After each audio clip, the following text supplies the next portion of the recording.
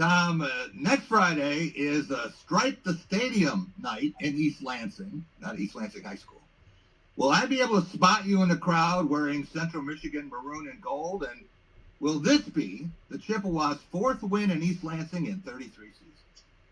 Well, I will. I don't think you'll be able to spot me, but I will indeed be wearing CMU gear to support my son, who'll be on the sidelines for CMU. And when I look at this game, and I think I talked about this before the show, when a Group of 5 team plays a Big Ten or a Power 5 team, usually they can, especially early in the season, they can hang with that opponent, even in their home stadium for a half sometimes. San Jose State did it last night with USC.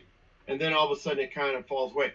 What Central has to do, they're going like a wideout or run. They're going to have at least one or two explosive plays to stay in this game, because Michigan State has the talent advantage, interior line offensively and defensively, skill positions. There's more of a equity there, but and Michigan State's secondary has been a weakness in the past. So what CMU does attacking that with only one returning starter, I think, back for MSU.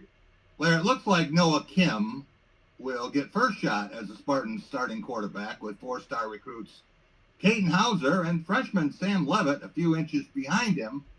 Should Mel Tucker and Jay Johnson play more than one quarterback in MSU's first 2 games, the way U of M did a year ago? Yes, I think both should play, regardless of what they think about the competition. I wouldn't go as far as Jim Harbaugh did last year and have one start one game and one start the other, because, I think Central Michigan should pose a much bigger fight than Richmond. So I'm not quite sure that'd be apples to apples, but I think both should play. I don't think there's any downside in both playing. And yet you got to find the rhythm between letting both play and letting them, find a rhythm. Tom, I want to talk about the Big Ten's best kept secret. Cal Haladay has had 2 exceptional years. He had 2 pick sixes for touchdowns, one at Indiana and then beat Pitt in the bowl game. They probably would have lost both those games without them. Last year, he had more tackles per game than anyone in the Big Ten, and very few people can identify him. Mr. Humility lets his play do all the talking. What else do we need to know?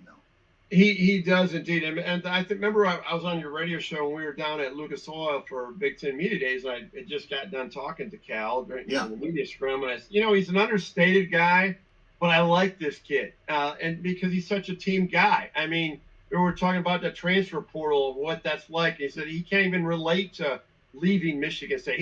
He bleeds green and white. There's no question about it, and he plays like it. And I think he's going to have an outstanding year this year. I think he's the key to this defense. Great leader, and so how far he goes, this defense will go. Larry, as we look at this year's MSU schedule, how many games do the Spartans win, and which one is the best chance for a major upset? I really think I'm looking at a 6-6 team that could beat Michigan at home, because I've seen it happen so many times in my life and my career. I think they'll win the games they're kind of supposed to win and lose the ones they're supposed to lose. But to answer your question, anything can happen in that rivalry. I've seen it. I've seen, great Michigan teams lose to average Michigan State teams. Larry, do you believe good coaches win a lot of close games? I've already done this with Tom. Or do lucky teams win? There you see 11 games in the Mel Tucker era decided by 10 points or less, and the best record of any coach in the country in close games in that span, 10-1.